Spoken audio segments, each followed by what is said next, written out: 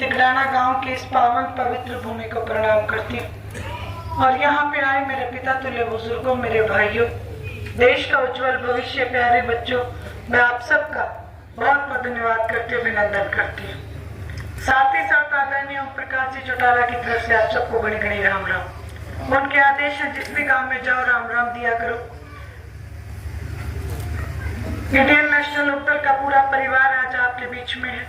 बहुत ही आदरणीय जिला के अध्यक्ष ओम प्रकाश गोरा जी, बहुत ही आदरणीय हिसार जिला के अध्यक्ष सतबीर सिसाई जी, आपके हल्का के अध्यक्ष अशोक तंवर जी, आदरणीय भाई सुनील लांबा जी, सम्मानित मंच, एक एक कार्यकर्ता राज्य स्तरीय, जिला स्तरीय, हल्का स्तरीय और गांव के एक एक कार्यकर्ता का मैं बहुत बहुत धन्यवाद करती हूँ, अभिनंदन करती हूँ। जैसा कि मुझसे पूर्व बड़े भाई ने आपको बड़े विस्तार से सारी चीजें बताई, आज के राजनीतिक हालात के बारे में समझाया, मैं तो आपसे केवल एक ही बात कहूंगी कि हर पार्टी अपने अपने नुमाइंदे को आपके बीच में भेजने का काम करेगी। हर नुमाइंदा आपके बीच में आके अपने अपने हिसाब से अपनी पार्टी की, अपने कार्य की बात करेगा। निर्णय आपको करना है, क्योंकि लोकतंत्र की सबसे बड़ी ताकत, वोट की ताकत आपके पास है। मैं तो केवल प्रार्थना ये करने आई हूँ कि इस ताकत को आप ऐसी जगह इस्तेमाल करो जहां आपके वोट की कदर हो। ऐसे लोगों को वोट ना देना जो एक बार वोट लेने के लिए आए और 5 साल तक आपकी सुध भी ना ले। पिछले चुनाव में जो एमपी बना ब्रजेंद्र सिंह जी, मैं आपसे पूछना चाहती हूँ आपके तिगड़ाना में कितनी बार आए? एक बार भी जिसने आपके आके सुध नहीं ली, ऐसे नेता को आपने एमपी बना दिया। वहीं जब आप वोट डालने के लिए जाओ तो कम से कम जिस दल से, जिस पार्टी से वो रिश्ता रखता हो, उस पार्टी के किए हुए कार्य के बारे में आप जरूर सोचें कि कौन सी पार्टी ऐसी है जो आप लोगों के बीच आपका काम करने के लिए आती है, और कौन सी पार्टी ऐसी है जो केवल वोट के लिए, सिर्फ कुर्सी के लालच में आप तक पहुंचते हैं। एक पार्टी हरियाणा प्रदेश में पिछली बार बनी। हरियाणा प्रदेश के लोगों को आदरणीय चौधरी देवीलाल जी की फोटो लगा के पूरे हरियाणा प्रदेश के लोगों को बरगलाया। मैं सबसे पहले आपसे प्रार्थना करूंगी, अगर उस पार्टी से कोई भी नुमाइंदा आपके बीच में आए तो एक बात उन्हें जरूर कहना कि केवल फोटो लगाने से चौधरी देवीलाल जी नहीं बनते। चौधरी देवीलाल, हर समाज को ऊंचा उठाने की सोचना पड़ता है। याद होगा आपको, देश के प्रधानमंत्री की कुर्सी चौधरी देवीलाल जी का इंतजार कर रही थी, लेकिन उन्होंने आदरणीय विश्वनाथ प्रताप सिंह जी को वो कुर्सी दी और पूरे हिंदुस्तान में बात के ऊपर मोहर लगाई कि जुबान बड़ी होती है, कुर्सी बड़ी नहीं होती। पिछले प्लान में जो पार्टी आई उसने आपसे धोखा किया, बीजेपी के साथ ना जाने का वायदा किया और जैसे ही 10 सीटें आई बीजेपी के साथ जाने का काम किया। जहां परिवार को धोखा दिया वहां एक एक कार्यकर्ता को भी धोखा देने का काम किया। रही बात कांग्रेस और बीजेपी, तो प्रत्यक्ष को प्रमाण की जरूरत नहीं होती। पूरे हिंदुस्तान में हरियाणा एक बहुत छोटा सा राज्य है और इसमें 10 लोकसभा की सीटें हैं और 90 विधानसभा की सीटें हैं। 90 सीटों में से पिछली बार हरियाणा प्रदेश वासियों ने इंडियन नेशनल लोकदल को केवल 1 सीट दी। विधानसभा का सत्र आपने देखा। राजनीतिक तौर पे आप सब मुझसे समझदार हो। मैं आपसे पूछना चाहती हूँ, क्या वो एक एमएलए नवासी पे भारी नहीं पड़ा? एक एमएलए नवासी पे भारी, उसका कारण क्योंकि क्षेत्रीय दल, क्षेत्र का कोई भी दल होगा वो आपके दुख का, सुख का एहसास रखता है, इसलिए आपकी मुसीबत में आपके साथ खड़ा मिलता है। वहीं पूरे हिंदुस्तान में जब किसान का मेरे वर्ग का आंदोलन था, 13 महीने तक किसान तूफान और कोरोना जैसी महामारी का सामना किया।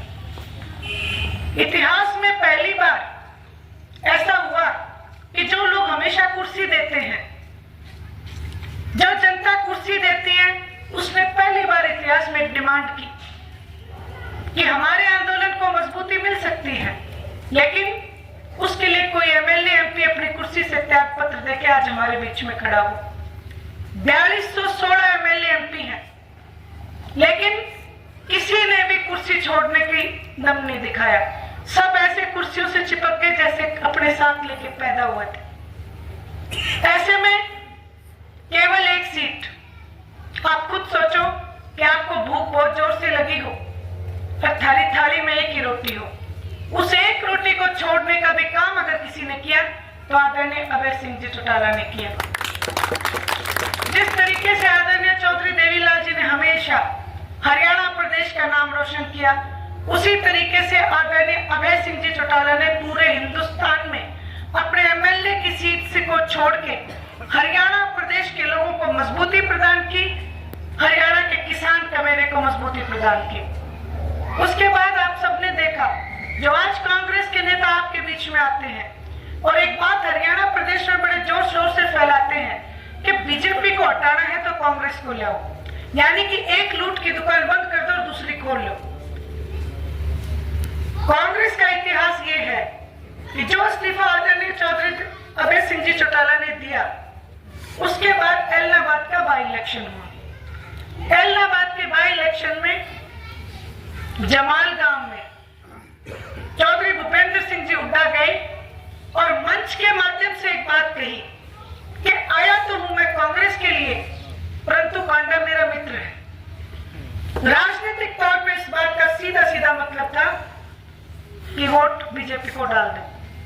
कांग्रेस के नुमाइंदे की उस बाई इलेक्शन में जमानत जब्त होना इस बात के ऊपर मोहर लगाता है कि कांग्रेस और बीजेपी मिलकर चुनाव लड़ रहे थे। उससे भी ज्यादा बड़ा उदाहरण, ये जो 3 काले कानून की हमने 13 महीने तक लड़ाई लड़ी, ये 3 काले कानून आपको मैं याद कराना चाहती हूँ। मनमोहन सिंह जी का राज, मनमोहन सिंह जी देश के प्रधानमंत्री थे, उस समय ये काले कानून लिखे गए। भूपेंद्र सिंह हुड्डा इस कमेटी के चेयरपर्सन थे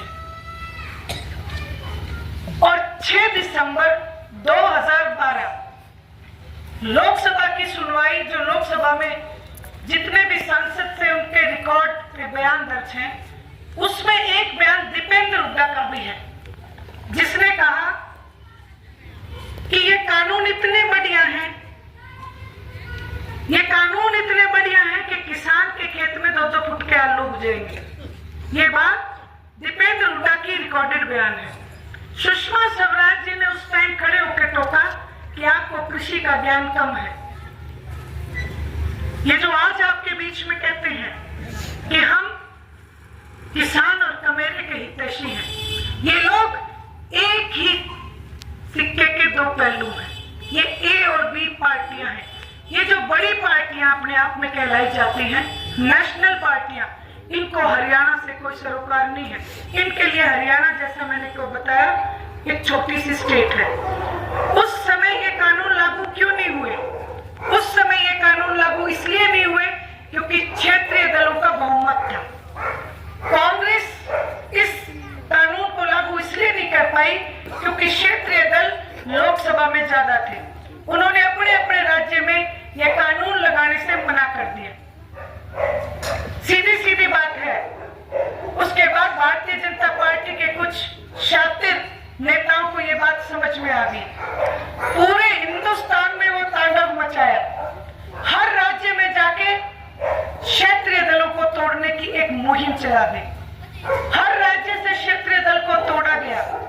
हरियाणा प्रदेश में भी कुछ गद्दार निकले और उन्होंने भी इंडियन नेशनल लोकदल को तोड़ने का काम किया। ये बात आप सब लोगों को समझनी चाहिए कि हमारा अपना कौन है और पराया कौन है। क्षेत्रीय दल हरियाणा प्रदेश के लोगों का कवच है। अगर आपके पास ये कवच नहीं होगा तो जो मर्जी आएगा वो आपको लूट के लेके जाता रहेगा। ये जो एमपी का चुनाव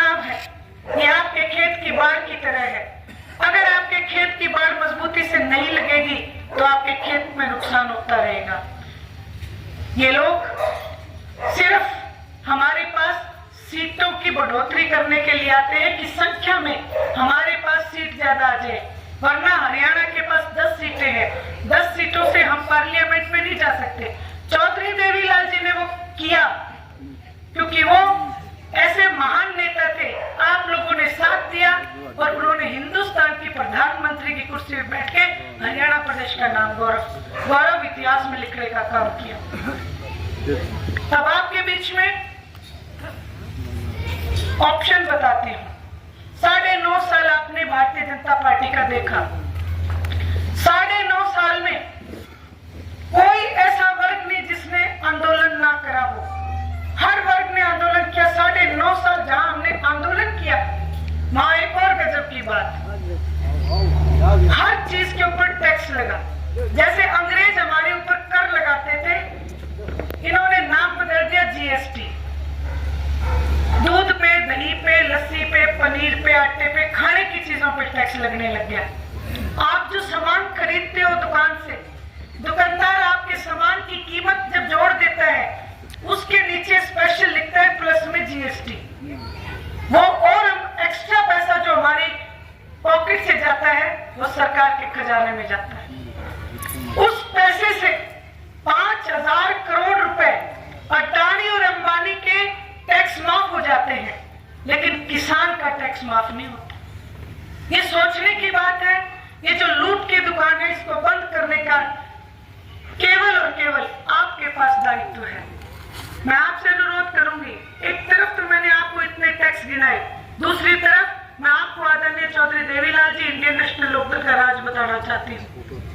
साइकिल के ऊपर टोकन लगा करता वो माफ कराए, रेडियो का टोकन माफ कराए, ट्रैक्टर का टैक्स माफ कराया, तंबाकू के ऊपर टैक्स लगा करता था वो माफ कराया, जच्चा बच्चा की स्कीम, कन्यादान राशि, बुढ़ापा पेंशन, गांव-गांव में चौपाड़े बनवाई। चौधरी ओम प्रकाश जी चौटाला ने महिला आयोग का गठन किया, गांव-गांव में सरकार को आपके द्वार जाके खड़ा कर दिया। मैं एक बात पूछना चाहती हूँ आपसे, क्या इन सब चीजों के लिए किसी ने आंदोलन किया था? क्या किसी ने कोई आंदोलन नहीं किया, लेकिन जनता की भावना को समझते हुए इंडियन नेशनल लोकदल ने अपने क्षेत्र के लोगों के विकास के लिए ये सारी जन कल्याण की नीतियां बनाई। ये जितनी जो पार्टियां हैं, तीनों की तीन आपके बीच में आएंगे। मैंने इन्हें एक नाम दिया है, ये एजेंट है, ये नेता नहीं है, ये एजेंट बन चुके हैं। जो भी बहुमत में आता है वो जाके दूसरी पार्टी से हाथ मिला लेता है, लेकिन जनता से नहीं पूछता। आज ये कुर्सी के लालच में कुर्सी देने वालों को भूल चुके हैं। आप लोगों को अपने वोट का सम्मान अगर कराना है तो ऐसी पार्टी को वोट दो जो आपके लिए जन कल्याण की नीतियां लेके आती है। मैं तो फिर यही कहूंगी, सिर्फ आपसे एक ही बात कहूंगी, 3 एजेंटों को वोट मत देना, अपनी बेटी को, अपनी बहन को वोट दे देना। एक तो आपका एहसान मानूंगी, दूसरा आपके क्षेत्र की विकास की जिम्मेवारी लूंगी, तीसरा ये तीनों एजेंट तो देश की सबसे बड़ी पंचायत में जाके अपने अपने अकाउंट की गुलामी करेंगे, लेकिन मैं आपको विश्वास दिलाती हूँ, देश की सबसे बड़ी पंचायत में जाके आपकी लड़ाई लड़ने का काम करूंगी और आपको वो लड़ाई जीत के लड़ूंगी। बहुत ज्यादा मैं नहीं कहूंगी। जिस दिन आपने इस खेत की बाढ़ को मजबूती से लगा लिया, उसी दिन से ये तय हो जाएगा कि हरियाणा प्रदेश में आपका अपने इंडियन नेशनल लोकदल का राज बनेगा।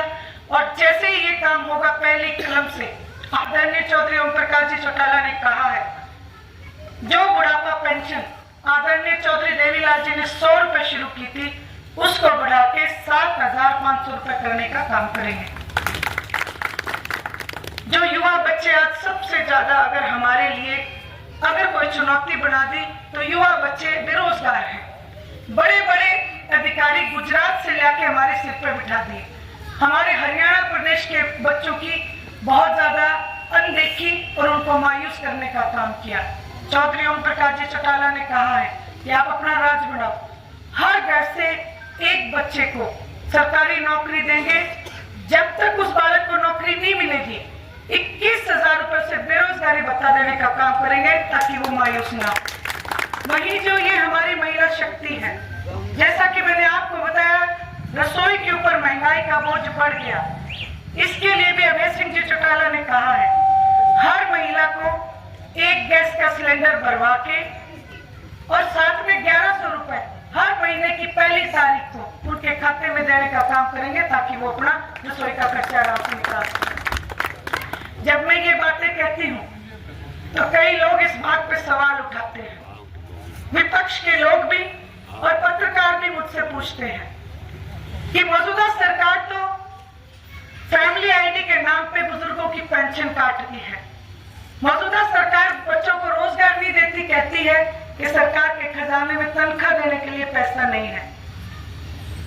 मैं आप सब लोगों से एक ही बात कहूंगी कि चौधरी देवीलाल जी के लिए भी ये विपक्ष के लोग इस तरह की बातें फैलाते थे कि 100 रुपए पेंशन बन नहीं सकती, 10-10 हजार के कर्जे माफ नहीं हो सकते और कन्यादान राशि भी नहीं बन सकती। चौधरी देवीलाल जी ने एक वायदा किया था कि मैं जिस दिन भी आपने मुझे मजबूती दी, पहली कलम से ये सारे काम करूंगा, और उन्होंने पहली कलम से ये सारे के सारे काम करके दिए। ये जो चश्मे का निशान है, ये चौधरी देवीलाल जी की विचारधारा है। इस चश्मे के निशान के सामने खड़े होके कोई भी नेता झूठ बोलता आपको नहीं दिखेगा। आदरणीय चौधरी अभय सिंह जी चौटाला के लिए एक बात बड़ी मशहूर है कि वो जुबान के धनी हैं, जो भी बात कहते हैं उसे पूरा करते हैं। अगर बात नहीं कही तो उस काम को ना करें, लेकिन जो जबान से कह दे उस बात को पूरा किया जाता है। यही बात मैं आपसे कहने आई थी कि तीनों के तीनों जितने भी काम मैंने आपको बताए वो सारे के सारे पहली कलम से करने का काम करेंगे। आप सबने मेरी बात सुनी, आप सबका बहुत बहुत धन्यवाद।